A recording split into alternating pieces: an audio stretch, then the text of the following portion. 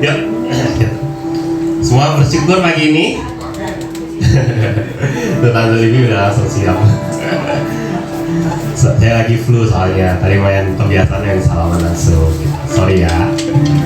Oke, yuk sebelum kita mulai ibadah kita bersatu dulu sebentar.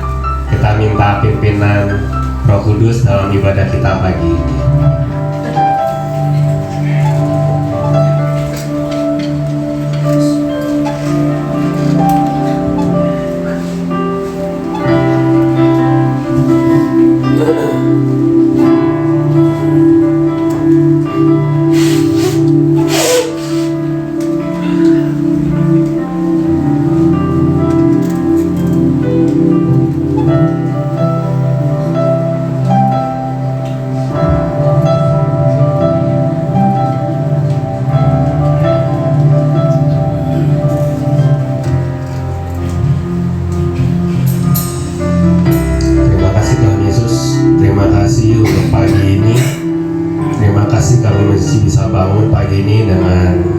Segar dengan kekuatan dari-Mu.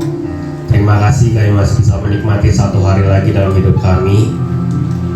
Kami bersyukur Tuhan untuk hari yang baru yang Tuhan berikan. Tuhan, sebelum kami mulai ibadah ini, sekali lagi kami juga mau berdoa buat saudara-saudari kami di tempat lain, khususnya di Pulau Sumatera dan juga di beberapa di titik lain di Pulau Jawa yang mengalami bencana, yang nggak bisa beribadah senyaman kami di sini, yang mungkin tempat ibadahnya rusak, gerejanya hancur. Tapi kami percaya Tuhan tetap menyertai, Tuhan tetap memberkati. Karena itu Tuhan, bagi kami yang masih bisa datang dengan nyaman, masih punya gedung gereja yang baik, kami nggak akan sia-siakan kesempatan ini. Kami mau memuji dan menyembah-Mu dengan sepenuh hati kami. Kami mau belajar kebenaran firman-Mu dengan sungguh-sungguh. Kami mau berikan persembahan kami yang terbaik yang bisa kami berikan. Kami mau ikut dalam perjamuan kudus, menikmati Engkau, mengingat kembali pengorbanan-Mu di kayu salib. Kami mau menikmati ibadah ini Tuhan, karena kami tahu ini hanya karena anugerah-Mu saja. Terima kasih Tuhan, terima kasih buat pagi ini. Hanya di dalam nama Tuhan Yesus kami sudah siap untuk memuji dan menyembah-Mu. Haleluya, amin. Mari Bapak Ibu, saya undang untuk berdiri. Kita mau katakan nyanyian ini, kita mau nyanyikan. Bapa, kami datang untuk menyembah-Mu Tuhan. Kami mau nyanyi haleluya untuk Engkau.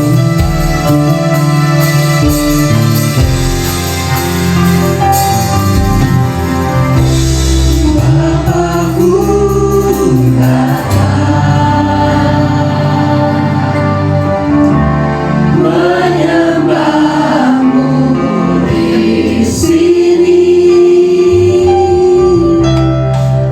percaya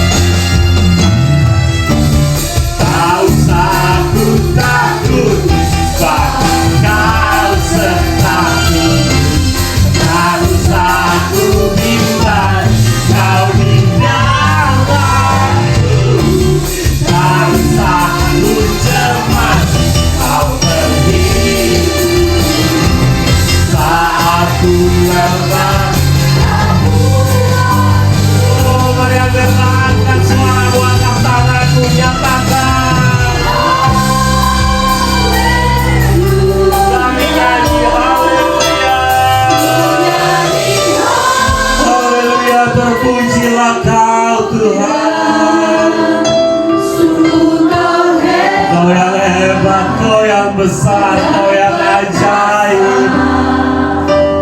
Terima kasih Tuhan.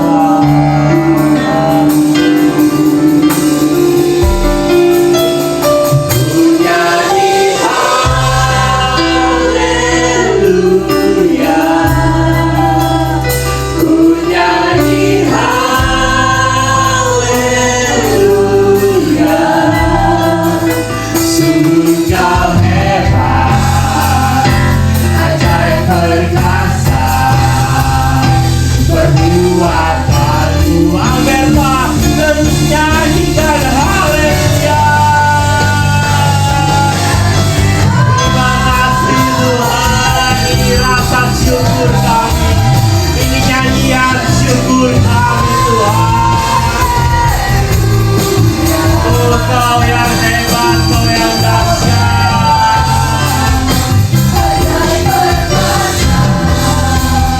Perbuatanmu kami nyanyi haleluya. Ku nyanyi haleluya. Ku nyanyi haleluya. Sungguh Kau hebat, ajaib perkasa perbuatanmu di hidupku.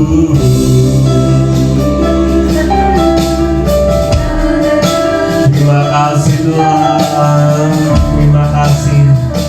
Terima kasih untuk perbuatan-Mu dalam hidup kami. Terima kasih untuk kebaikan-Mu dalam hidup kami. Terima kasih untuk penyertaan-Mu dalam hidup kami. Terima kasih Tuhan, Kau Allah yang setia, Kau yang tidak pernah meninggalkan kami. Sekalipun kami pernah meninggalkan-Mu, sekalipun kami mungkin lupa, sekalipun mungkin kami menjauh, sekalipun mungkin kami kecewa dengan-Mu, tapi Tuhan tidak pernah meninggalkan kami. Karena itu Tuhan, lewat pagi ini, lewat puji-pujian ini, lewat nyanyian ini, kami mau terus nyatakan rasa syukur kami untuk Tuhan yang terus beserta kami. Kau Allah yang Immanuel, Kau Allah Alberta, Allah beserta kita semua. Terima kasih Tuhan, hanya di dalam nama Tuhan Yesus kami siap untuk memuji-Mu lebih lanjut. Haleluya, amin. Salam semua. Sebelum kita lanjutkan nyanyian kita, berikan dulu salam dan senyum buat saudara-saudarimu kanan kiri depan belakang.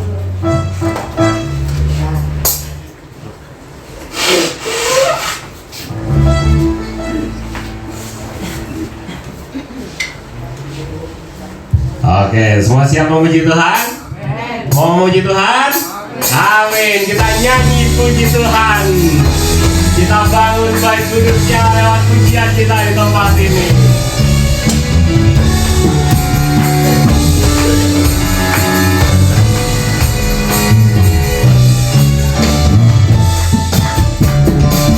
Ini lagu lama, jadi saya yakin kita semua masih bisa ya. Nyanyi puji Tuhan, bangun bait kudusnya.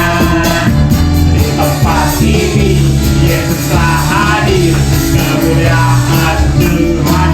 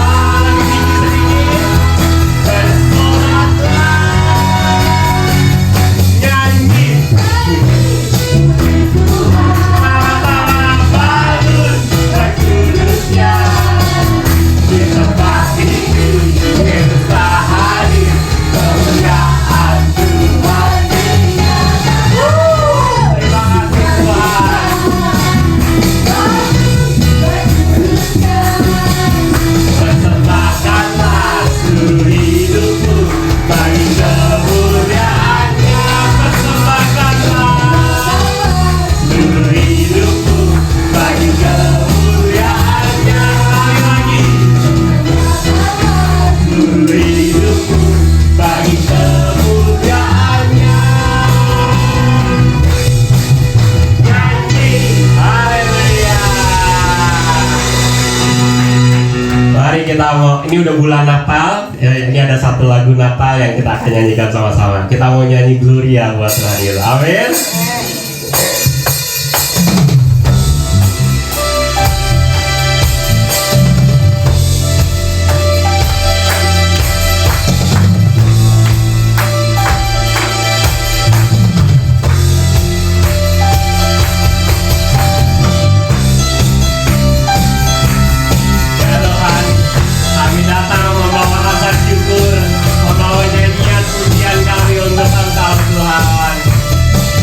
Mari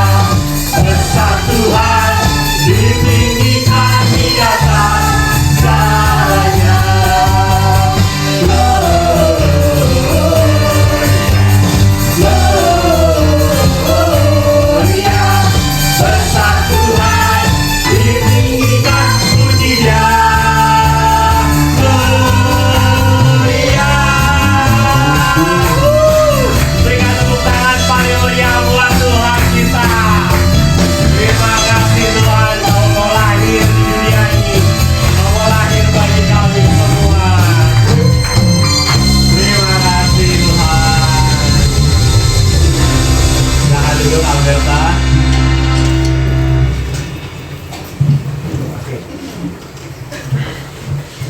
Setelah dengan sukacita kita sudah memuji Tuhan, mari juga dengan sukacita yang sama kita mau belajar kebenaran firman-Nya pagi ini.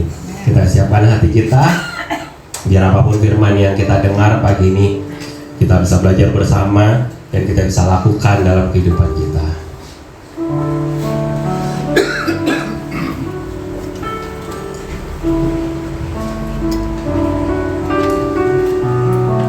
Sebelumnya kita angkat satu lagu sebelum firman Tuhan. Kita mau nyatakan sekali lagi bahwa Dia saja Allah kita yang setia. Hanya Dia saja yang tidak pernah meninggalkan kita. Sekalipun kita lewat lembah kelam, sekalipun kita dalam ketakutan, tapi Tuhan tidak pernah meninggalkan kita.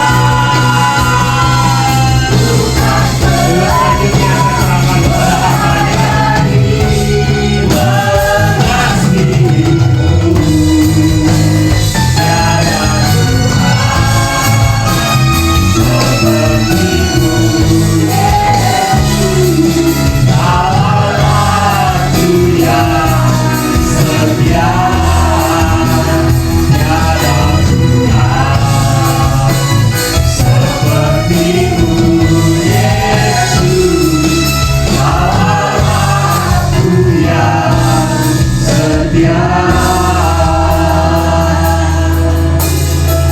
Tuhan, terima kasih untuk kesetiaan-Mu ya Tuhan. Terima kasih untuk pemeliharaanmu di dalam kehidupan kami semua ya Tuhan.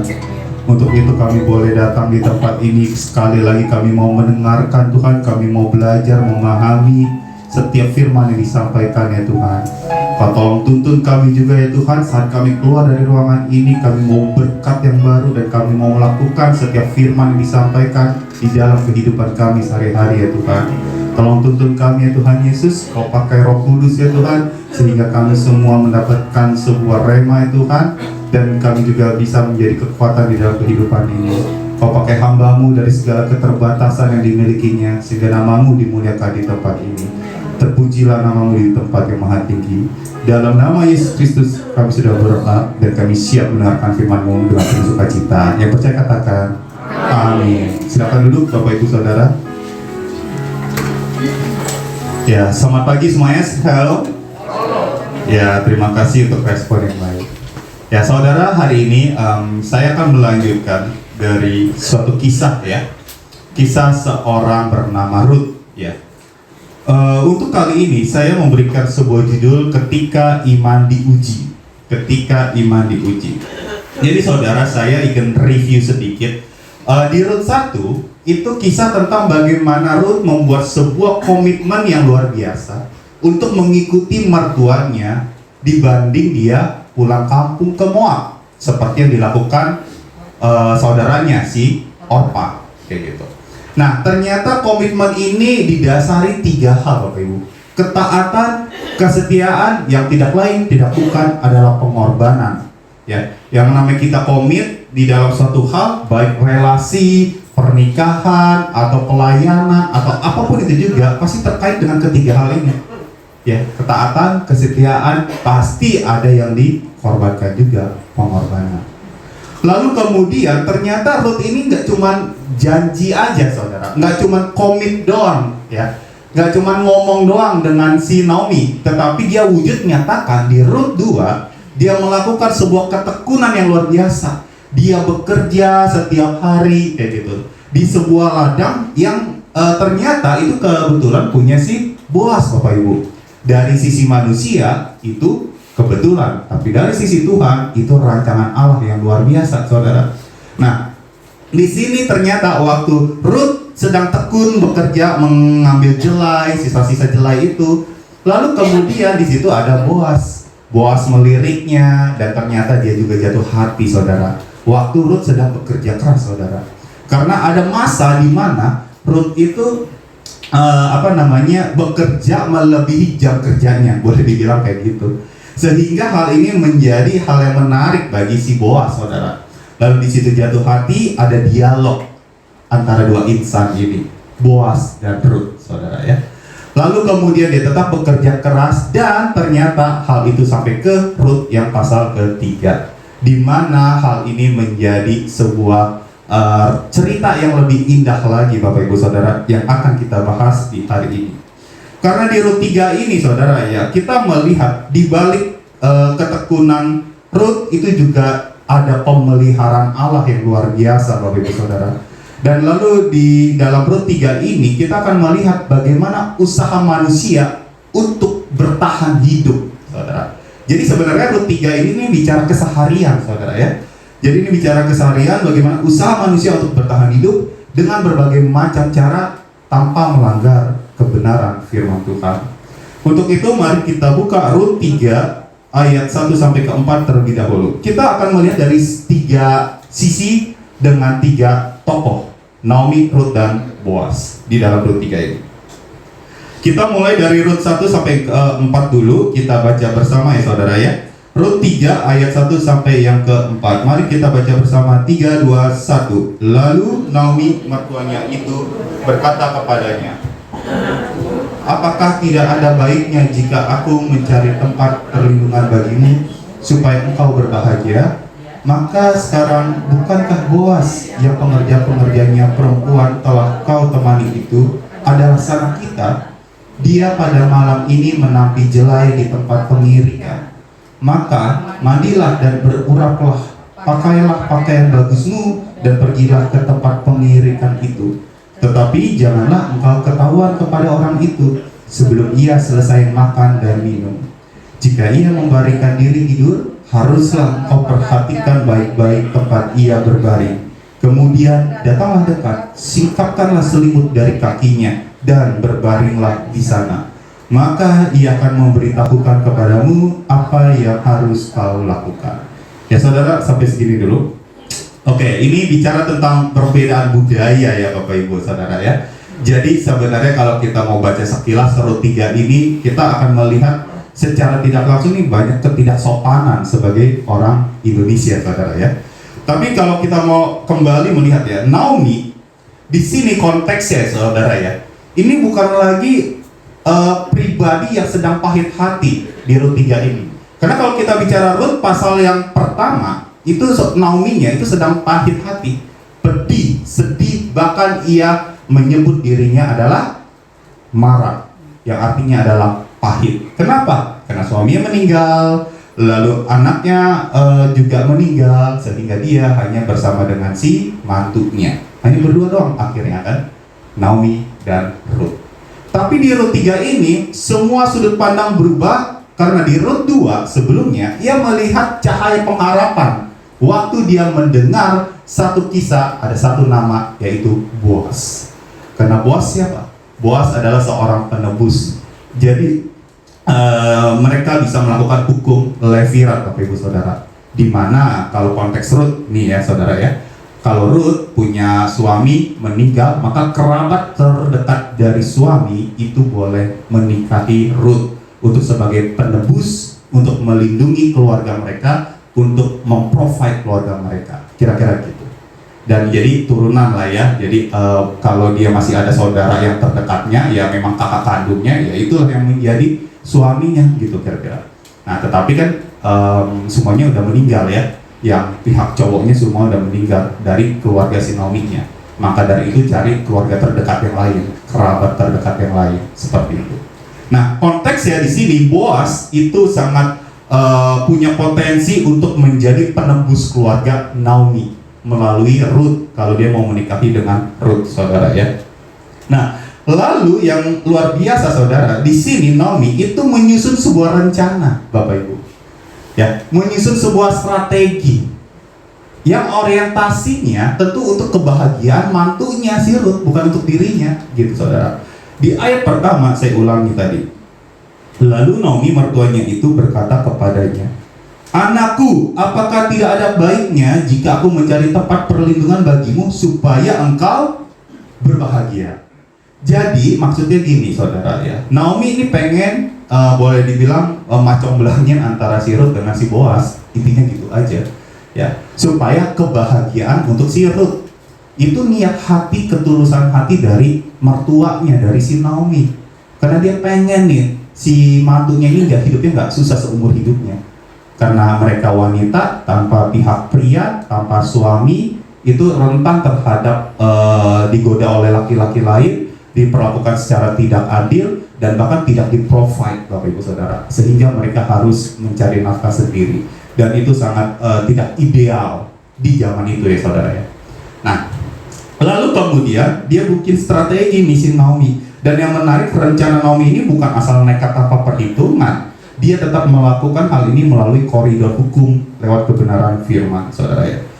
Kita nggak tahu bagaimana Naomi itu mengetahui bahwa Boas ada di sebuah tempat pengirikan. Oke?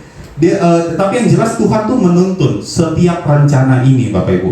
Dan tentu bukan hanya bertemu sebagaimana yang ada sebelumnya. Diharapkan tuh Naomi bisa mempertemukan Boas dengan Rut ini, ada pertemuan yang indah lah gitu ya, sehingga Boas nih sangat tertarik banget dengan si Rut nih Bapak Ibu Saudara. Nah jadi akhirnya Rut menyusun sebuah Naomi menyusun sebuah strategi ya. Kalau mungkin zaman sekarang, come on Rut, you have to wake up, make up, dandan gitu ya, biar cakepan gitu. Then you have to habis wake up, make up, dress up ya, kan jadi disuruh berpakaian gitu ya. Lalu kemudian ya supaya glow up lah gitu. Then you have to go out, ya, cari dah tuh cowok lah ya, yang namanya Boas gitu ya. But in the proper way, caranya mesti benar kayak gitu ya. Bukan sekedar lo menggoda cowok doang seperti itu. Nah Bapak Ibu, Saudara yang terkasih dalam Tuhan, boleh tolong next slide. Jadi ada ketulusan hati dari Naomi. Ini yang saya mau tekankan. Ada niat baik dari Naomi. Lalu kemudian dia menyusun sebuah rencana yang bijak yang menghasilkan sebuah langkah yang benar. Nah, langkah yang benar ini bicara tentang arah sesuai kebenaran firman Tuhan. Sehingga akhirnya mereka perlu menunggu hasilnya ada di tangan Tuhan. Jadi ada dua hal yang kita bisa lihat di sini, saudara ya. Ada ketulusan, juga ada strategi atau hikmat dari Tuhan. Nah, saudara, hikmat dari Tuhan itu perlu disertai dengan dua hal sebenarnya, supaya kita nggak dikadalin orang, yaitu adalah kecerdasan atau kecerdikan, kayak gitu ya, boleh dibilang. Satu lagi juga ya ketulusan, saudara. Kadang kita terlalu rohani sampai nggak mau berpikir dengan cerdas, dengan cerdik, karena kayak tak cerdik itu terkesan kayak memanipulasi orang lain, Bapak Ibu. Nah, dalam konteks ayat yang sudah kita baca, fokus Naomi saat itu memberi petunjuk adalah untuk kebahagiaan Ruth. Artinya apa? Dia benar-benar niatnya itu baik, tulus hati. Tetapi nggak cuma tulus doang, saudara. Ia menyusun sebuah strategi. Sebenarnya kayak cuma dandan doang ya, cuma make up doang, cuma dress up doang, berpakaian rapi gitu. Ya, tapi itu juga satu bagian yang penting untuk bisa diperhatikan oleh si Boaz, saudara. Jadi ini caranya itu benar-benar sesuai dengan apa yang ada di hukum saat itu, saudara.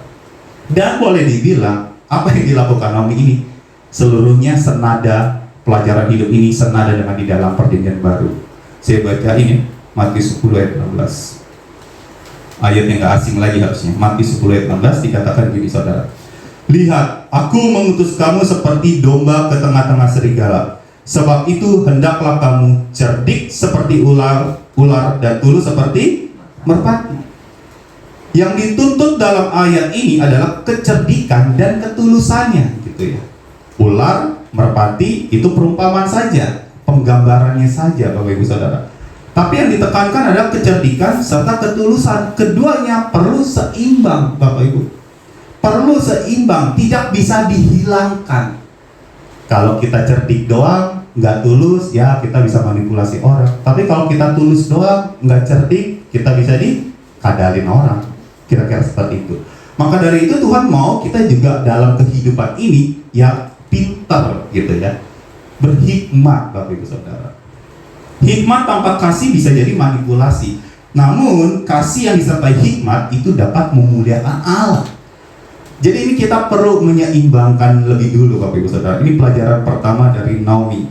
Tuhan Yesus menghendaki umatnya itu selalu menggunakan hikmat, dan itu perlu dilandasi kedua hal tersebut, ketulusan serta juga kecerdikan. Dan ini tidak boleh dipisahkan, saudara. Karena sekali lagi ya, kalau kita cuma tulus doang, niat hati baik, ya kita mudah dicia orang, kira-kira gitu. Suatu kali istri saya punya kenalan kayak gitu ya, kenalan kami juga sih kayak gitu. Karena keadaan ekonomi yang tidak baik dari keluarganya, ia membutuhkan sejumlah uang untuk memenuhi kebutuhan hidupnya. Ya hati istri saya jauh lebih besar ya, akhirnya dia memberikan sejumlah uang untuk dia bisa bertahan hidup gitu. Dan kami tahu, sama-sama tahu bahwa mereka membutuhkannya. Tapi kemudian minggu depan orang yang sama, kenalan yang sama datang lagi kayak gitu. Lalu istri saya memiliki hati yang besar banget dan dia tetap memberikannya kayak gitu. Minggu depan datang lagi gitu kan ya. Kok ada yang gak beres nih lama-lama gitu ya. Pertama, ya kami tahu mereka susah gitu ya. Tapi kan tidak mendewasakan juga dong kalau hanya memberi tunainya saja gitu ya. Alhasil istri saya memberikan sebuah pekerjaan kepadanya, sehingga paling tidak setiap minggu dia dapat pekerjaan, juga dapat penghasilan. Nah, maksud saya gini Bapak Ibu Saudara, kalau kita punya niat hati menolong orang, itu hal yang baik banget, dan saya yakin itu sejalan dengan firman Tuhan. Tapi itu aja nggak cukup, saudara. Niat yang baik aja nggak cukup, tulus hati aja nggak cukup. Kita juga perlu cerdik, saudara. Dan di situ akhirnya ya kita sama-sama belajar. Kami belajar lebih dewasa, dia juga belajar lebih dewasa bahwa ada cara lain loh untuk bisa bertahan hidup. Yaitu dengan cara ia bekerja. Dengan bekerja kau mendapatkan penghasilan. Dengan mendapatkan penghasilan kau bisa bertahan dalam kehidupan. Nah kalau enggak kan ya kita cuma dicia aja sama orang, dikadalin aja sama orang. Makanya Tuhan tuh mau kita juga pintar di dalam kehidupan ini, Bapak Ibu Saudara. Dan itulah yang kira-kira Naomi juga lakukan. ya menerapkan kedua hal ini. Tulus, ya, tapi juga punya strategi, punya hikmat. Bagaimana nih caranya? Paling enggak Boas bisa ngelirik si Ruth, ya dandan, ya catepan dikit lah, kira-kira kayak gitu saudara. Amin Bapak Ibu Saudara. Lalu yang berikutnya di ayat 5 dan 6, saya nggak akan bahas ini lebih jauh, tapi kita tetap perlu membaca. Saya bacain ya. Ayat 5 dan 6 dikatakan gini, lalu kata Ruth kepadanya, segala yang kau katakan itu akan kulakukan. Nah ini Ruth lagi ngomong sama Naomi, saudara. Ayat 6, sesudah itu pergilah ia ke tempat pengirikan dan dilakukannya lah tepat seperti yang diperintahkan mertuanya kepadanya. Nah jadi kita, walau saya tidak membahas lebih dalam tentang ini, kita bisa melihat ketaatan Ruth Bapak Ibu Saudara. Ketaatan Ruth yang luar biasa. Ia dengerin apa kata mertuanya, ia dengerin apa kata orang yang lebih berpengalaman. Apalagi kan dia orang Moab ya, orang asing boleh dibilang. Dia nggak ngerti tuh tata cara hukum yang berlaku yang ada di Israel. Dia dengerin, dia taati, dan dia lakukan. Baik, kita baca berikutnya Rut 3 ayat 7 sampai 9. 7 sampai yang ke-9, mari kita baca bersama. 3, 2, 1. Setelah Boas habis makan dan minum dan hatinya gembira, datanglah ia untuk membaringkan diri. Kemudian datang kawan-kawan itu juga dengan diam-diam. Disingkapkannya dari Boas dan berbaringlah ia di situ. Pada waktu tengah malam dengan terkejut terjagalah orang itu, lalu meraba-raba ke sekelilingnya, dan ternyata ada seorang perempuan berbaring di sebelah kakinya. Bertanyalah ia, siapakah engkau ini? Jawabnya, aku Ruth, hambamu. Kembangkanlah kiranya sayapmu melindungi hambamu ini, sebab engkaulah seorang kaum yang wajib menebus kami. Oke, jelas ya. Di akhir di ayat 9 bahwa Ruth kasih tahu kepada Boas bahwa engkau adalah kaum yang wajib menebus. Kayak gitu ya. Oke. Nah saudara, di ayat 7 para pekerja ini ya, kan habis kerja di pengirikan gitu, termasuk Boas, mereka tidur di situ. Kenapa? Karena ada hasil panen yang sangat banyak, sehingga mereka perlu menjaganya supaya tidak ada pencuri masuk. Nah, di sini Boas dikatakan di ayat 7 tadi, hatinya katanya apa? Gembira. Itu bukan berarti dia sedang mabuk-mabukan bersama dengan para pekerja lainnya, tetapi mereka sedang bersyukur, bersukacita atas hasil panen yang mereka dapatkan. Lalu kemudian atas perintah Naomi, strategi Naomi, Ruth datang nih. Si Neng Ruth nih datang nih saudara ya. Dia datang diam-diam, dia berbaring di kaki Boas. Dan saudara perlu dipahami bahwa ini bukan tindakan senonoh ya Bapak Ibu Saudara ya. Ini memang ada caranya. Karena gini, dalam budaya Ibrani kuno, berbaring di kaki seseorang itu berarti dia sedang memohon perlindungan gitu, bukan sedang menggoda gitu kan ya Bapak Ibu. Lalu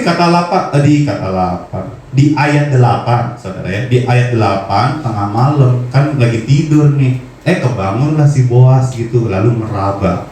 Kata meraba mungkin kayak terkesan konotasinya kayak negatif di bahasa Indonesia, tapi meraba ini kemungkinan besar di dalam bahasa aslinya juga dijelaskan bahwa dia sedang mencari sesuatu di tengah kegelapan. Ini kan konteks tengah malam Bapak Ibu Saudara ya.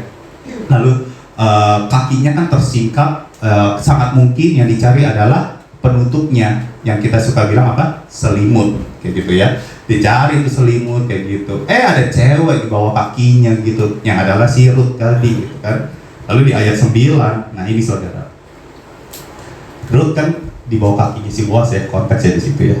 Dan Boas melihat Ruth, oke, berarti ini cewek sedang memohon perlindungan kayak gitu. Lalu Ruth dengan berani mengungkapkan kerinduannya, mengungkapkan isi hatinya Bapak Ibu Saudara kepada Boas.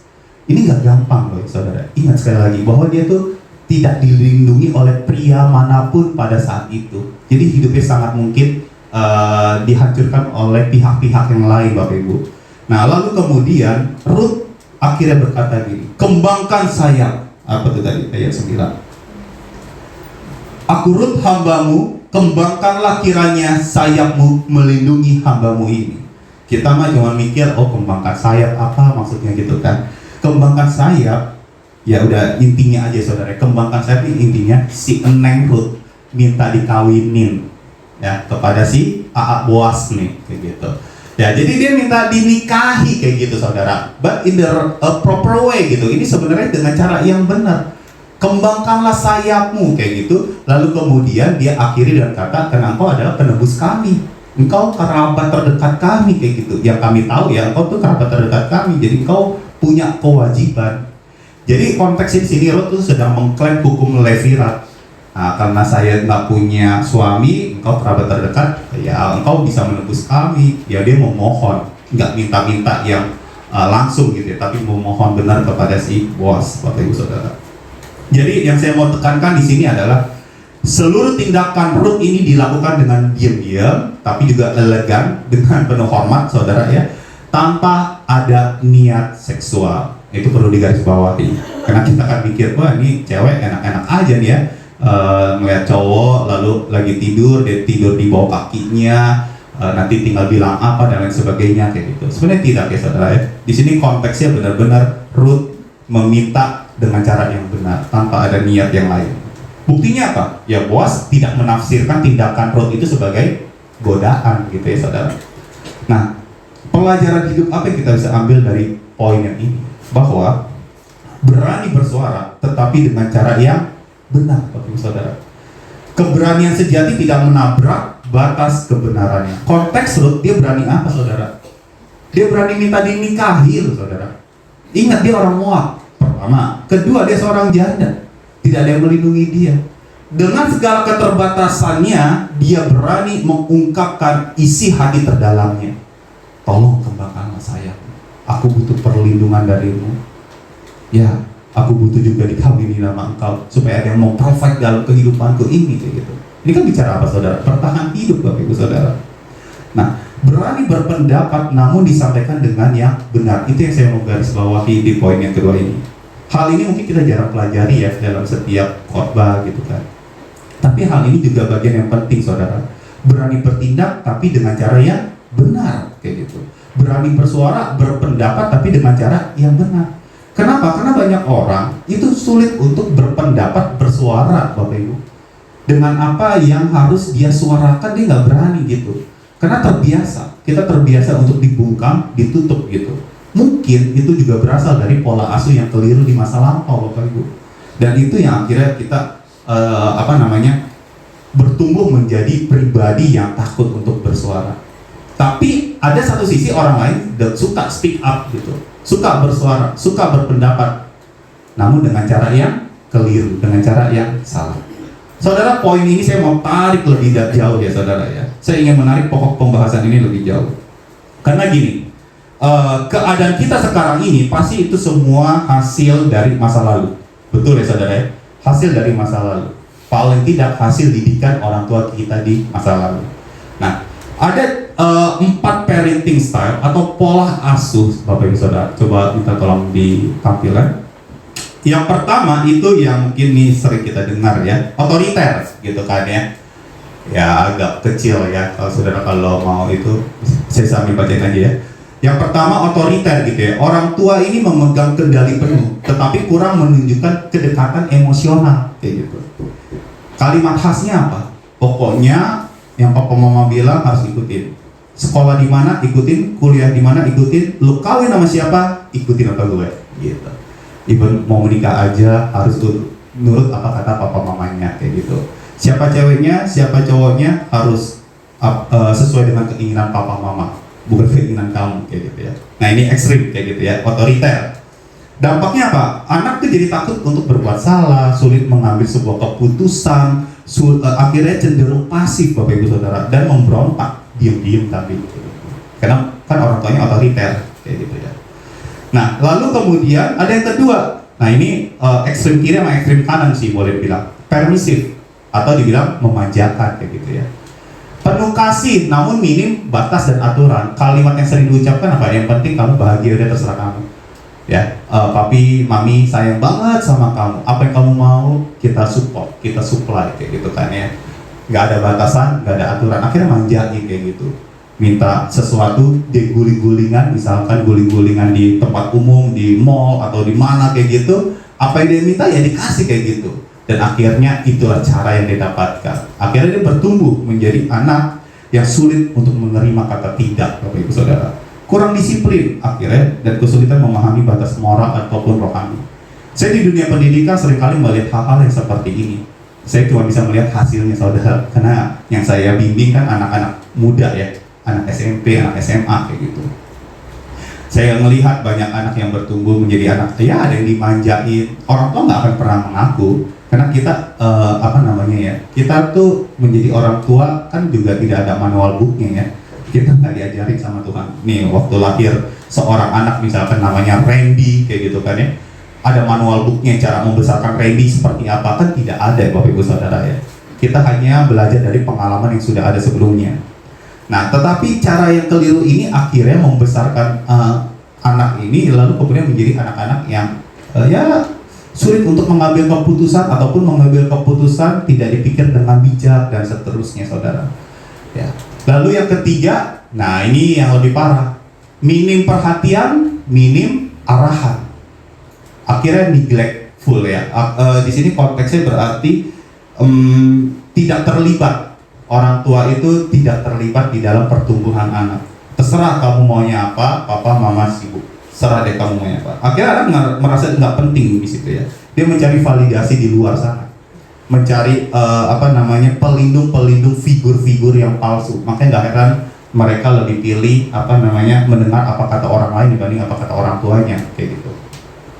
Nah idealnya adalah yang keempat, yaitu yang di sana ya, kanan atas, yaitu terlibat dan bijaksana. Ini involve parenting, seimbang tuh antara kasih juga disiplin. Ya saudara ya. Dampaknya apa? Anak jadi percaya diri, belajar bertanggung jawab kayak gitu kan. Jadi kamu boleh bicara, tapi aku akan menuntutmu pada pilihan yang tepat. Nah saudara, saya bawa ini karena kayak gini saudara ya.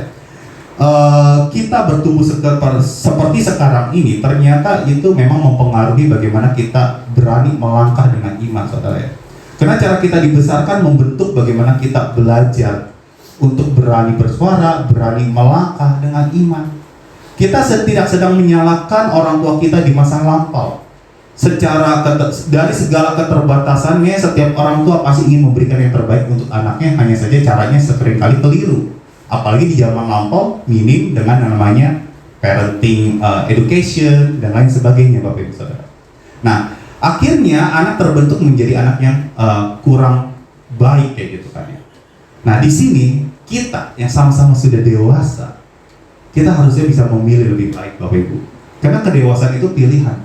Benar ya saudara ya. Usia boleh bertambah, tapi kedewasaan itu pilihan. Dan akhirnya kita harusnya mempunyai sudut pandang yang benar. Konteksnya di sini kita mau belajar dari Bapak Ibu.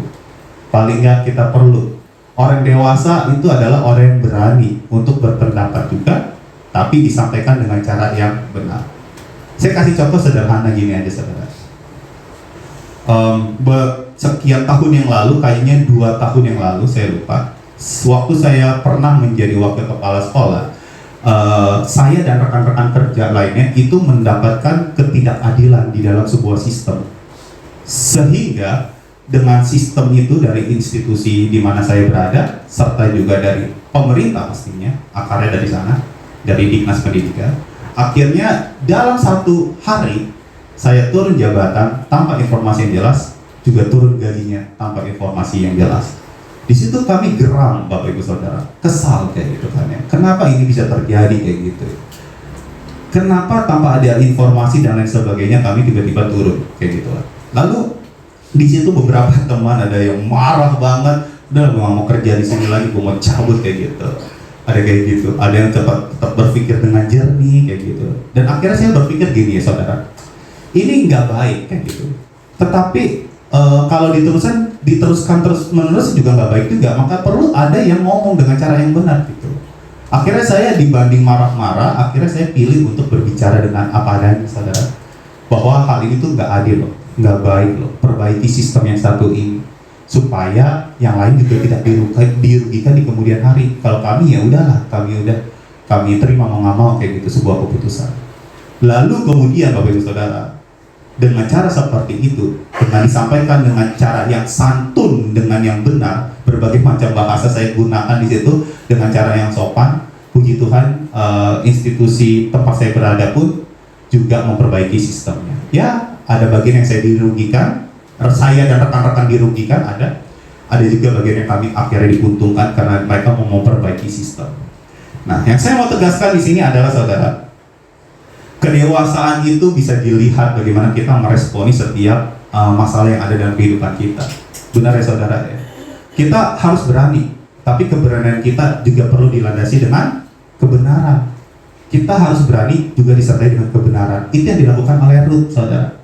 Dia berani bersuara, mengungkapkan isi hatinya. Intinya apa? Ya dia minta dikawinin, gitu doang, saudara. Tapi dia lakukan itu dengan cara yang benar, Bapak Ibu. Jadi pertama tadi kita udah melihat dari sisi Naomi, ya, bagaimana antara ketulusan dan kecerdikan itu perlu seimbang. Yang kedua, keberanian dan kebenaran itu juga perlu seimbang. Itu dari sisi Ruth. Dan yang ketiga, kita lihat dari sisi Boas, laki-laki yang sejati ini, saudara ya. Mari kita lihat Ruth 3 ayat 11 sampai 14. Mari kita baca bersama ya. Atau karena Boas, kaum pria saja ya. Kaum pria aja ya.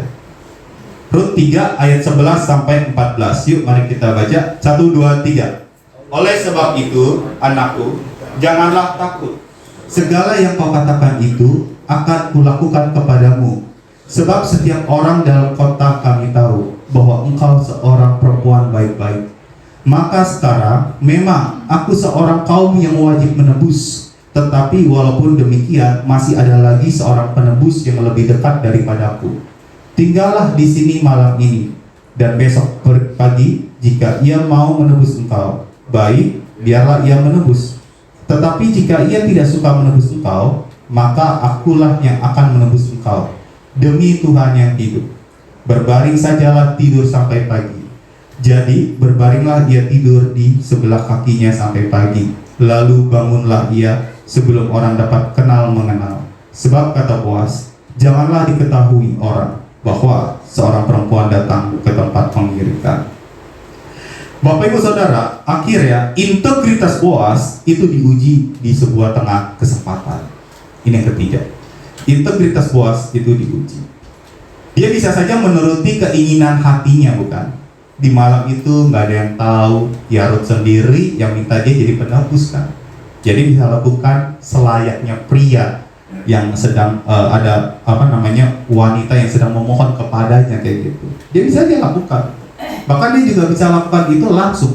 Tapi ternyata setelah diurut menurut Boas di ayat berapa tadi itu?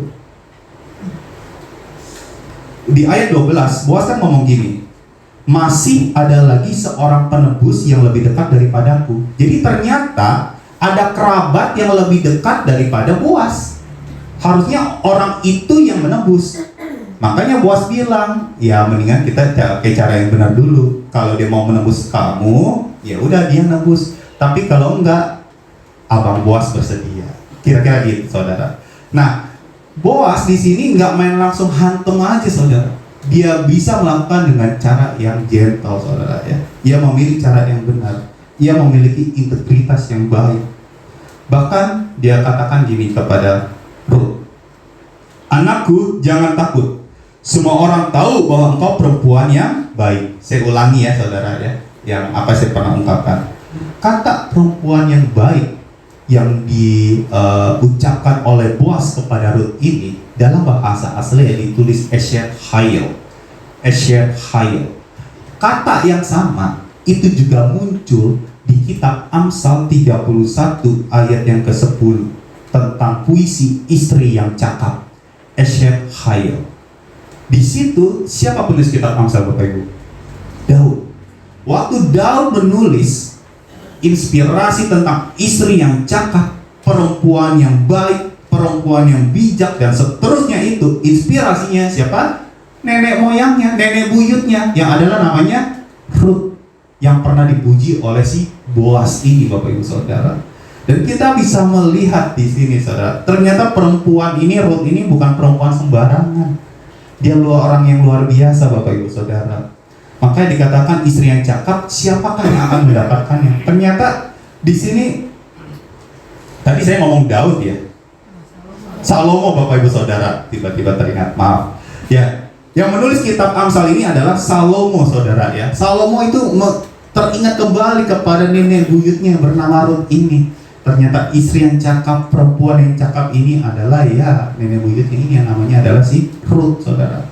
Dan lebih menariknya di pasal 2 ayat pertama, Rut 2 maksud saya, si Boas juga dikatakan Gibor Hayil, ya adalah pria yang berintegritas, pria yang baik, pria yang gentle. Nah saudara, dua insan ketemu. Mereka dipuji bukan karena penampilan, kecantikan, kegagahan mereka, tapi karena karakter mereka, Bapak Ibu. Makanya Boas itu punya integritas yang luar biasa. Ini gambaran sebenarnya tipologi kepada Tuhan Yesus di kemudian harinya, Bapak Ibu. Ada prinsip rohani yang perlu ditegaskan di sini. Integrity, boleh slide-nya tolong. Integrity is revealed in the hidden moments when only God sees our choices. Jadi integritas sejati itu diuji waktu ada kesempatan berbuat salah, tapi tetap memilih yang benar. Nah itu yang dilakukan oleh Boas. Dia nggak main langsung aja tidur langsung dengan si Rut. Pertama, kedua dia juga ngomong apa adanya sama Rut bahwa ada penebus lain yang harusnya dia yang menebus keluarga kamu. Jadi dia ngomong apa adanya, dia bersikap gentle, saudara. Saudara, di dalam bisnis pelayanan atau kita menjalin relasi ya, integritas sangat penting, saudara ya. Belum lama di tempat saya itu sedang merayakan hari guru, saudara ya, di guru gitu. Nah, biasanya yang punya inisiatif untuk hal ini kalau di tempat saya adalah anak-anak gitu ya, karena saya sendiri berusaha menghilangkan hari itu supaya karena bentrok dengan ujian biasanya. Nah lalu tapi anak-anak ternyata tetap pengen punya hari itu, hari mereka bisa mengapresiasi guru-guru mereka. Ya udah silakan kayak gitu, tapi ujian dulu gitu ya, jangan di tengah-tengah ujian kayak gitu. Ujian dulu baru kalian boleh adakan. Singkat cerita, ada anak yang mau memberi kepada gurunya. Dia berilah sebuah barang gitu kepada gurunya. Saudara, di tempat saya ada aturan, guru nggak boleh terima barang apapun dari muridnya, bentuk apapun itu juga gitu ya. Apalagi uang tunai gitu ya, nggak boleh jelas gitu. Nah lalu, kalaupun mau memberi nanti di Thanksgiving di akhir tahun ajaran gitu, kalau mau ngasih. Nah tapi anak ini mungkin nggak tahu aturannya, dikasih tuh ke guru, ke wali kelasnya. Wali kelasnya datang kepada saya, saya dapat ini, kayak gitu, gimana nih? Ternyata saudara, bagnya itu tuh bagus banget kayak gitu ya. Dia sampai nggak berani untuk buka. Guru saya ini sampai nggak berani untuk membukanya gitu ya. Saking taatnya dia sama aturan kayak gitu. Lalu dia bilang kepada saya, "Sir, saya boleh terima atau bagaimana ini? Atau saya balikin kayak gitu ya." Dan akhirnya kami susun sebuah cara kayak gitu. Paling tidak ditahan dulu supaya tidak menyakiti hati yang memberi, lalu kemudian kasih tahu ke dia bahwa kamu tuh nggak boleh terima. Nanti waktu Thanksgiving di bulan Juli depan, ya sekitar Juni-Juli boleh kamu terima kayak gitu. Jadi ditahan dulu kira-kira hadiahnya. Saudara, yang saya puji adalah, yang saya apresiasi kepada guru ini, anak muda ini adalah ya integritasnya. Kalau dia mau langsung bawa pulang kan juga bisa aja gitu, saudara ya. Maksud saya mungkin itu perkara kecil kayak gitu ya. Tetapi kalau yang kecil aja nggak bisa benar, ya gimana yang besarnya nanti. Integritas selalu dimulai dari hal yang kecil, Bapak Ibu Saudara. Itulah yang Boas juga kerjakan dan lakukan. Sehingga kita sebagai orang percaya pun harus memiliki integritas yang benar. Amin, saudara. Integritas diuji waktu kita memiliki kesempatan untuk berbuat salah, tapi tetap memilih yang benar. Dan di situ cuma kita dan Tuhan yang tahu. Cuman kan kita suka berpikir, ya udahlah Tuhan, habis itu minta ampun aja. Nah itu yang akhirnya kita mempermainkan. Nah itu yang tidak boleh. Mari kita belajar seperti Boas. Dan terakhir, keempat, saya boleh kita tolong Aldo untuk mengiringi piano ya dok. Thank you. Kembali kita kepada Naomi. Yang ini boleh kaum wanita, tolong dibacakan. Rut 3 ayat 15 sampai yang ke-18. Rut 3 ayat 15 sampai ke-18. Oke, kita baca. Kaum wanita, 3, 2, 1. Lagi katanya, berikanlah selendang yang engkau pakai itu dan cadakkanlah itu. Lalu dicadakkannya selendang itu. Kemudian dicadakkanlah malam tanggal cerai adalah selendang itu. Sesudah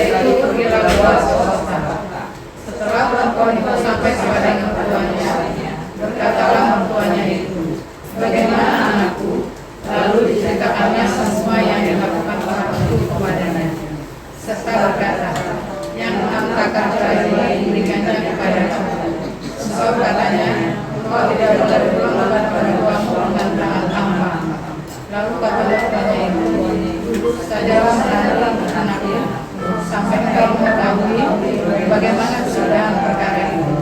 Sebab orang itu tidak akan berhenti sebelum diselesaikannya perkara itu pada hari ini juga. Baik, terima kasih.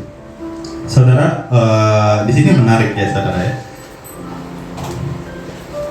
Kata Boas kepada Rut di sini kan di ayat 15. Nih, mana selendang yang engkau pakai itu? Tadahin itu, lalu ditadakannya selendang itu, kemudian ditakar 6 takar jelai di dalam selendang itu.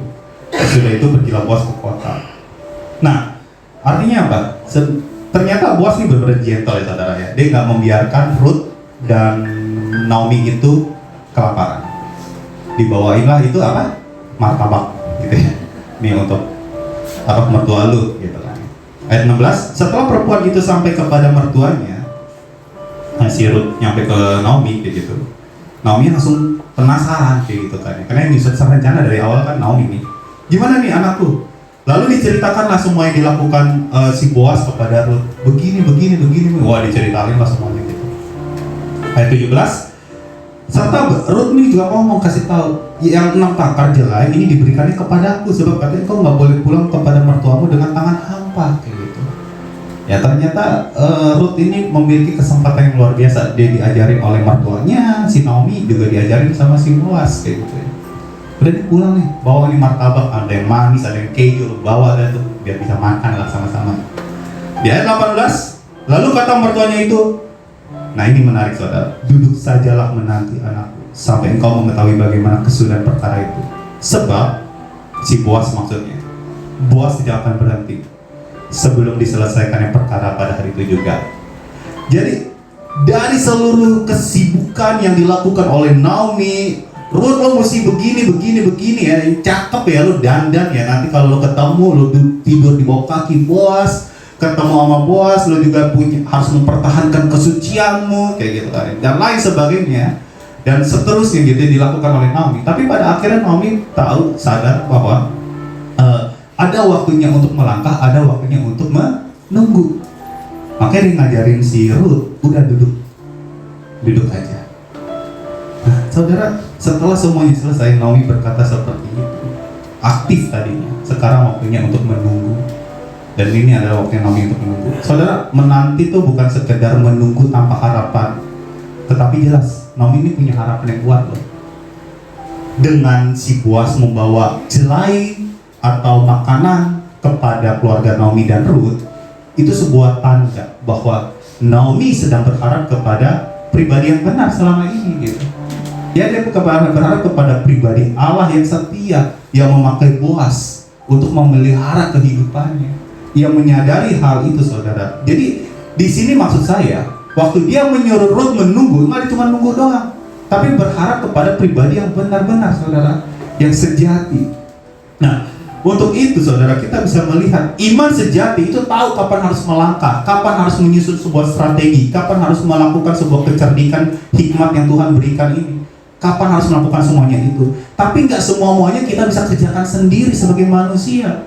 Ada bagiannya Tuhan yang perlu Tuhan kerjakan. Jadi iman sejati tahu kapan kita harus melangkah, tapi juga kapan harus berhenti untuk memberi ruang bagi Allah bekerja dalam kehidupan kita. Kalau memang kita udah melakukan bagian kita, ya udah kita serahkan sama Tuhan. Kita tunggu waktunya Tuhan. Karena mungkin Tuhan sedang merancang sebuah karya yang begitu indah. Amin Bapak Ibu Saudara. Apapun yang kita doakan, apapun yang sedang kita harapkan, semuanya itu, ya udah. Kalau kita udah lakukan bagian kita, tapi pastikan kita lakukan bagian kita juga. Bukan duduk males-malesan kayak gitu. Bukan menanti males-malesan. Kita lakukan bagian kita. Kita berniat baik, nolongin orang, disertai dengan kecerdikan juga, ketulusan disertai dengan kecerdikan. Kita mungkin ada suatu situasi yang diperhadapkan, harus kita berani melangkah atau berani bersuara, berani berargumen, berpendapat, tapi perlu disertai dengan kebenaran. Lalu di dalam sebuah situasi kita juga harus belajar untuk memiliki integritas, untuk tetap memilih yang benar di sebuah situasi yang salah. Tapi ada waktunya juga untuk kita, ya udah tunggu aja waktunya Tuhan. Kalau memang mendekati akhir tahun ini ada perkara-perkara yang kita bawa kepada Tuhan, namun Tuhan belum menjawab doa kita, ya udah tunggu aja dulu. Karena mungkin bukan tahun ini, tapi mungkin di tahun yang akan datang, tapi mungkin ada di tahun yang akan datang lagi. Kita nggak akan pernah tahu waktunya Tuhan, tapi yang pasti waktu Tuhan selalu yang terbaik. Amin, saudara. Pada akhirnya kita sadari bahwa Boas itu menjadi seorang penebus untuk kehidupan Ruth serta Naomi. Saudara, ternyata apa yang diingini Boas itu siapa? Apa yang diingini Boas pada kisah Ruth ini, maksud saya? Yang diingini Boas itu cuma satu pribadi, yaitu Ruth. Yang diingini Ruth apa? Perlindungan, pemeliharaan dari satu pribadi yang namanya Boas. Yang diingini Naomi apa? Supaya mantunya bahagia. Tapi ternyata yang diingini Tuhan lebih daripada itu.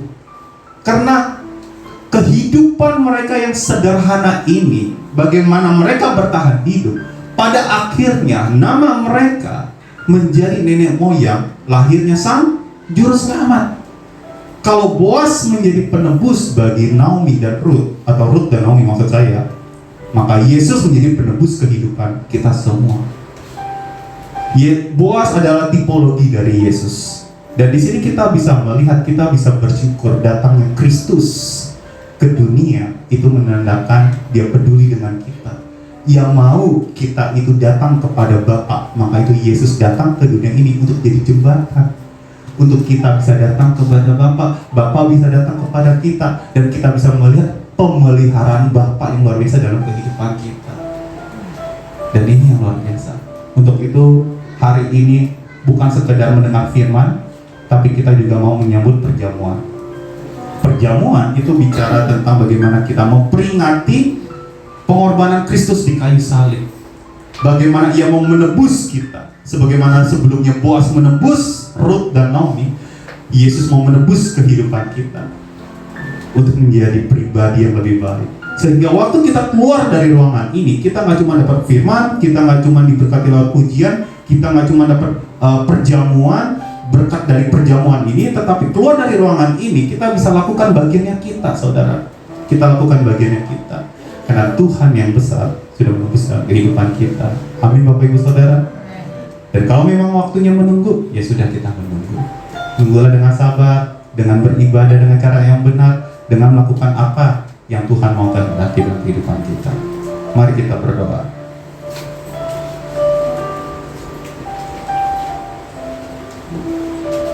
Tuhan Yesus, terima kasih untuk firman-Mu ya Tuhan.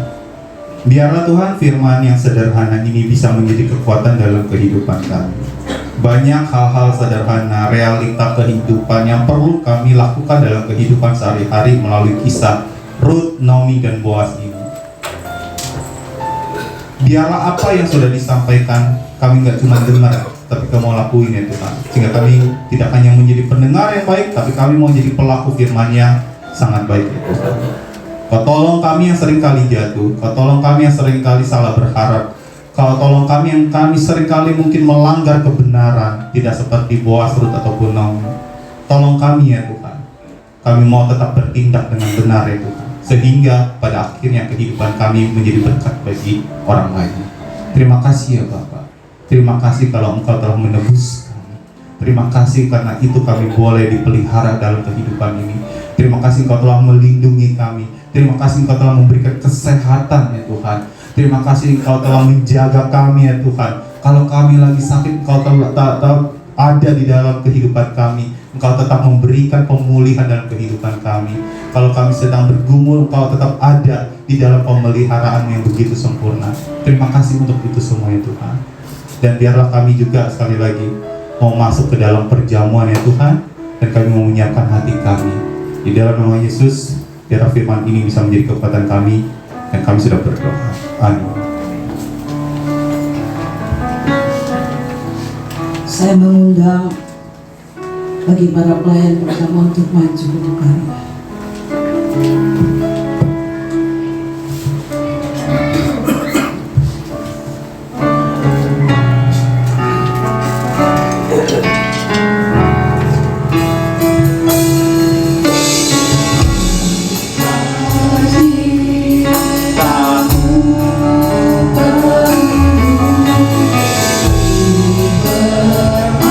Bermasmur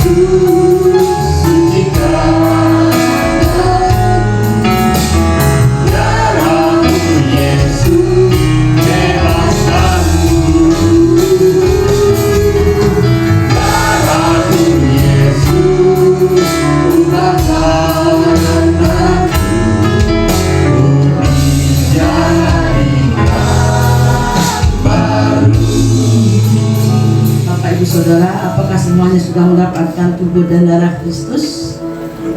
Ya, baik. Mari kita sama-sama berdoa. Kita akan berdoa. Tuhan Yesus, kami bersyukur dan terima kasih. Setiap bulan minggu pertama kami diberi kesempatan untuk makan minum sindangan bersama dengan Engkau. Apa yang kami lakukan ini kembali mengingatkan kepada kami akan kematian-Mu di kayu salib 2000 tahun yang lalu, di mana darah-Mu tercucur untuk menghapus segala dosa-dosa kami, menyucikan kami dan menguduskan kami.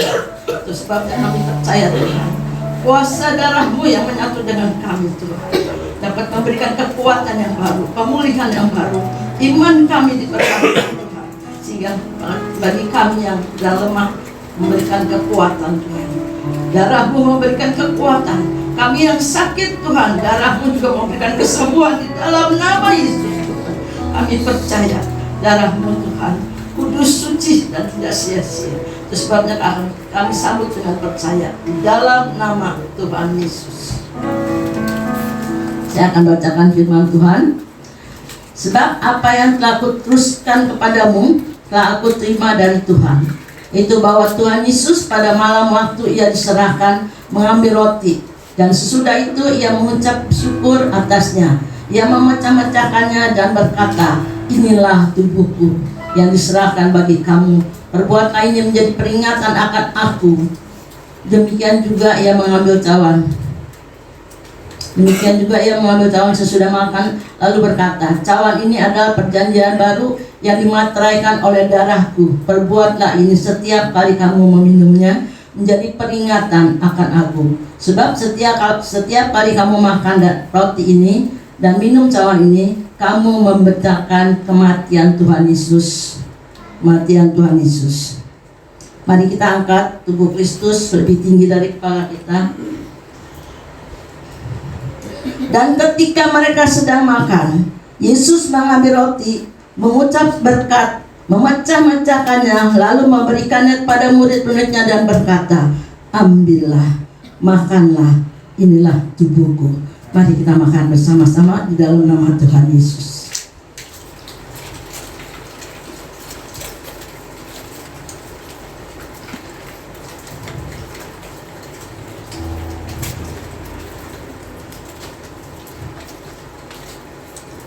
Kita angkat tubuh Kristus lebih tinggi dari kepala kita. Sesudah itu ia mengambil cawan, mengucap syukur, lalu memberikannya pada mereka dan berkata, minumlah kamu semua dari cawan ini, sebab inilah darahku, darah perjanjian yang ditumpahkan bagi banyak orang untuk pengampunan dosa. Mari kita minum dalam nama Tuhan Yesus.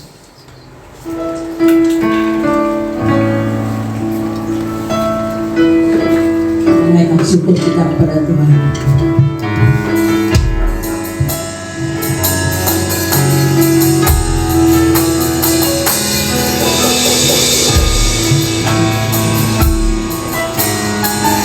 Menaikkan syukur kepada Tuhan. Terima kasih Yesus. Terima kasih Roh Kudus.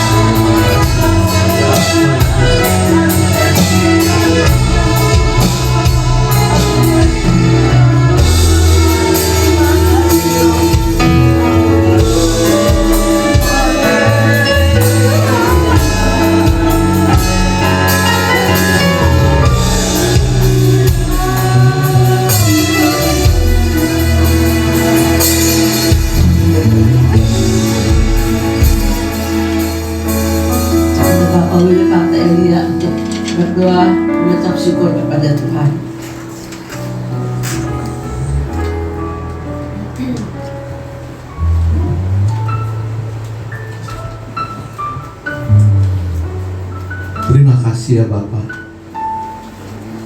buat putramu Yesus Kristus. Terima kasih untuk kayu salibmu. Terima kasih untuk tubuhmu. Terima kasih untuk darahmu yang telah terkoyak dan tercurah di atas kayu salib. Semuanya ini kami terima karena kasih-Mu yang besar dan melimpah di hidup ini. Terima kasih. Biarlah kami boleh berjalan terus mengingat di dalam kehidupan kami bahwa ada pribadi yang begitu mengasihi kami, Yesus Kristus namanya, dan kasih-Nya tidak pernah berkesudahan. Terima kasih buat saat ini. Terima kasih di dalam nama Yesus Kristus. Amin. Mari silakan duduk.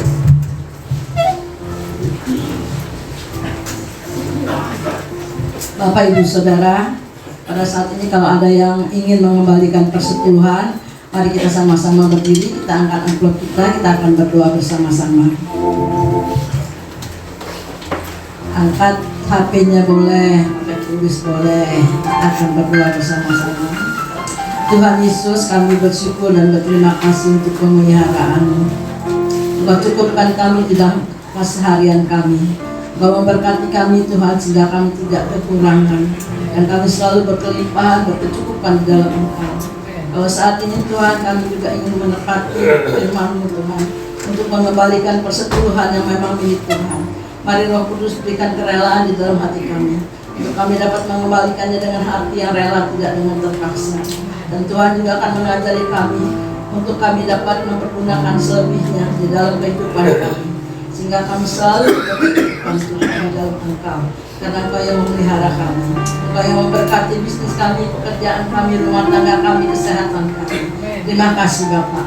Di dalam nama Tuhan Yesus kami berdoa, kami bersyukur. Haleluya. Amin. Amin.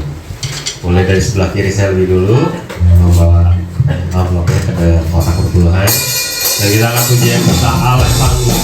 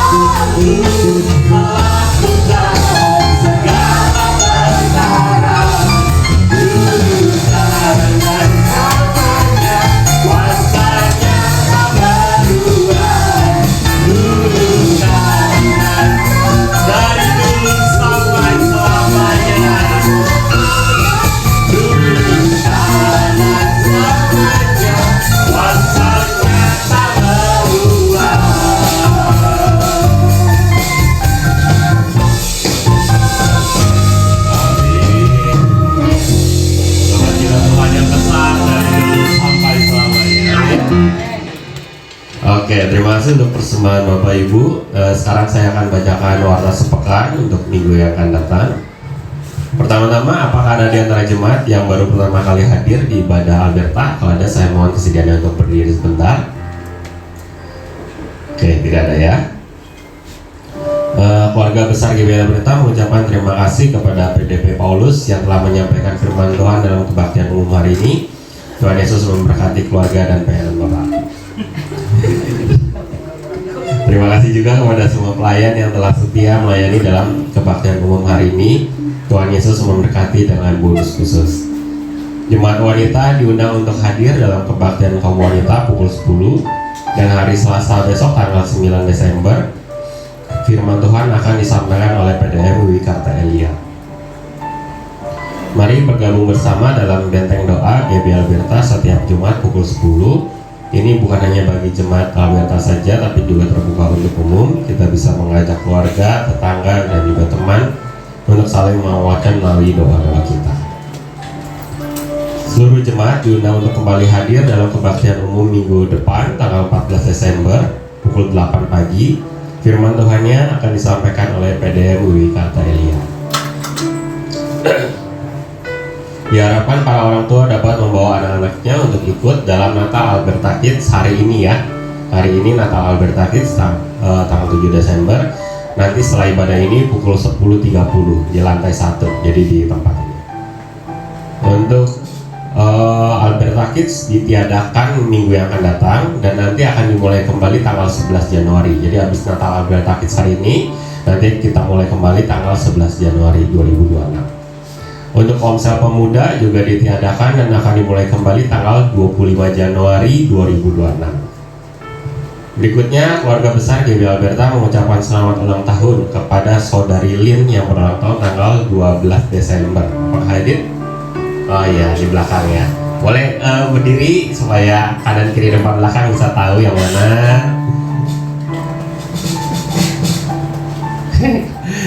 Ya, yang itu ya. Nanti tanggal 12 kita bisa ucapkan selamat ulang tahun. Berikutnya untuk outing EYD tanggal 14 Desember. Ini biayanya 100.000, ini biaya sudah disubsidi. Biaya ini sudah termasuk tiket kita ke sana, snack, makan siang dan lain-lain. Nanti tanggal 14 Desember kita kumpul di gereja setelah ibadah raya itu pukul 11. Bagi yang mau ikut bisa menghubungi saudara Aldo atau saudari Hamel.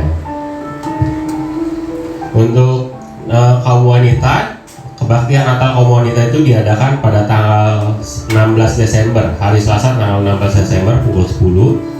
Dan firman Tuhannya akan dilayani oleh pendeta Roditus Mangun Saputro. Oke, lalu untuk Natal kita, kebaktian Natal umum itu tanggal 21 Desember pukul 10. Firman Tuhannya akan dilayani oleh PDM Hendy Kasidi. Jadi ingat ya, tanggal 21 Desember itu pukul 10 bukan pukul 8 ya. Berikutnya terima kasih yang sudah memberikan persembahan untuk dana diakonia. Terima kasih kepada Diakon Yong Puriantini sudah mempersembahkan 100.000. Juga untuk dana Natal, terima kasih kepada Ibu Lia Tania yang sudah mempersembahkan 1 juta. Saudari Faber 100.000. Tuhan Yesus memberkati setiap Bapak Ibu yang sudah memberikan persembahan. GBL Alberta juga mengadakan kebaktian Natalnya tadi tanggal 21 Desember dan juga kebaktian awal tahun itu hari Kamis tanggal 1 Januari itu juga pukul 10. Jadi hari Minggunya 21 Desember pukul 10, awal tahunnya 1 Januari juga pukul 10. Dana yang dibutuhkan untuk acara Natal dan awal tahun kita adalah sebesar 15 juta. Jadi Bapak Ibu yang bisa yang mau memberikan persembahan bisa menggunakan amplop atau juga bisa menggunakan transfer gitu ya. Jangan lupa juga tetap satukan hati berdoa bagi gereja kita dan juga bangsa negara kita untuk pada pukul 9 setiap malam dimanapun kita berada, kita luangkan waktu berdoa sejenak. Jangan bosan-bosan juga untuk mengajak dan mengingatkan untuk keluarga atau juga saudara kita, teman kita yang gak hadir pagi ini, bisa kita ajak mereka di minggu yang akan datang. Itu semua warta yang saya bacakan. Bapak Ibu bisa lihat di warta digital yang ada di grup WhatsApp GBL Alberta. Apakah ada pengumuman tambahan? Enggak ada. Yuk kita berdiri bersama. Kita mengakhiri ibadah ini. Kita nyanyikan lagu firman Tuhan tadi terakhir, refnya saja, Allahku yang setia. Kaulah Tuhan yang berjanji, tidak sekalipun Dia ingkar janji.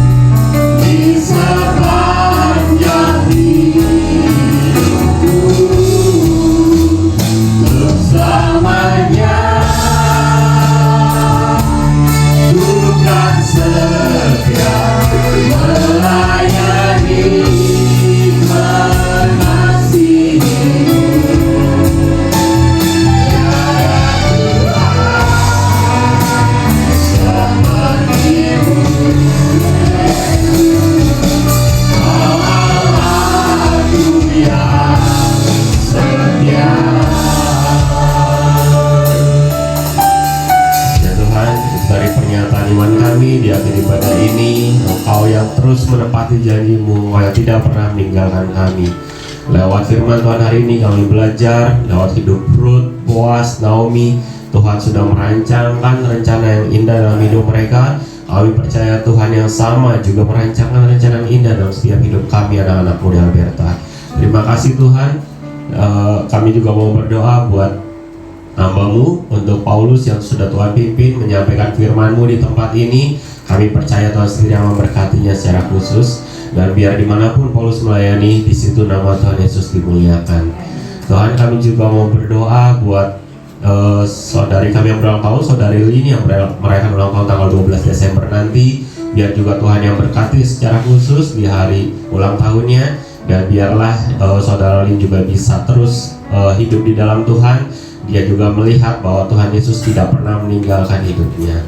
Terima kasih Tuhan. Dan terakhir kami juga mau berdoa buat acara Natal kami, untuk kebaktian Natal, baik itu Natal umum dan juga Natal komisi, untuk Natal Alberta Kids hari ini, untuk Natal KW, nanti untuk Natal EYT juga. Kami mau serahkan semua rangkaian ibadah Natal dan kebaktian awal tahun ke dalam tangan-Mu Tuhan.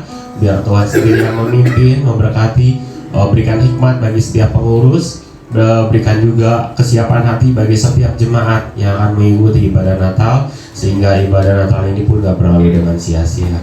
Terima kasih Tuhan. Dan kami juga gak lupa berdoa buat bangsa kami ini Tuhan, yang diterpa bencana di akhir-akhir ini. Bencana besar di Pulau Sumatera, 3 provinsi terdampak. Juga ada banjir di Subang, ada di Malang, ada di pesisir Jakarta juga dengan banjirropnya. Tuhan, kami berdoa Tuhan sendiri yang memulihkan keadaannya. Tuhan sendiri juga yang hadir menghibur setiap anak-anak-Mu yang ada di sana. Dan kami percaya di mana anak-Mu berada, di situ juga Tuhan Yesus menyertai. Tuhan Yesus tidak pernah meninggalkan setiap anak-anaknya. Terima kasih Tuhan, kami naikkan doa ini hanya di dalam nama Tuhan Yesus. Bapak Ibu Saudara, mari kita angkat kedua tangan kita untuk menerima berkat Tuhan. Kekasih-kekasih Kristus, pulanglah dan terimalah berkat Tuhan. Turunlah kiranya atas saudara-saudara semua kasih karunia dan damai sejahtera dari Allah Bapa, pengampunan dan kasih sayang dari Tuhan Yesus Kristus, penghiburan, penyertaan, bahkan pimpinan di dalam kuasa Roh Kudus memimpin kita sekalian mulai saat ini sampai Maranatha Tuhan Yesus datang yang kedua kali.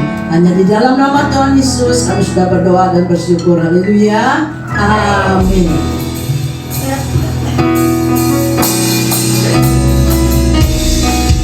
Tuhan memberkati-Mu dan melindungi-Mu. Tuhan menyinari-Mu dengan wajah-Nya, beri kasih karunia, hadapkan wajah-Nya dan